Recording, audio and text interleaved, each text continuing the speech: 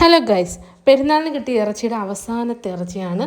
കുറേ ഇറച്ചികളുണ്ടായിരുന്നു, അതെല്ലാം തിന്ന് തീർത്ത് അവസാനത്തെ തീരാറായ ഒരു ഇറച്ചിയും കൊണ്ടിരിക്കുകയാണ്. അതെന്നും വിചാരിക്കും എടുത്ത് വെക്കണം എന്ന്. അപ്പോൾ ഇന്നാണ് അതിനൊരു സമയം കിട്ടിയത്. കൈയോടെ രാവിലെ തന്നെ എഴുന്നേറ്റ് അങ്ങ് വെച്ച് കഴിഞ്ഞാൽ കാപ്പിക്കും ചോറിനും എല്ലാം അതങ്ങ് ഓടിക്കൊള്ളും. അങ്ങനെ പിന്നെ ഇറച്ചിക്കുള്ള സവാളകളും കൊച്ചുള്ളികളും എല്ലാം ഞാൻ അരിഞ്ഞ് സെറ്റാക്കി. മക്കൾ മദ്രസ വിടുന്നതുകൊണ്ട് നേരത്തെ ഇതൊക്കെ നമുക്ക് സെറ്റാക്കണം. എപ്പോഴും ഉള്ളതാണ്.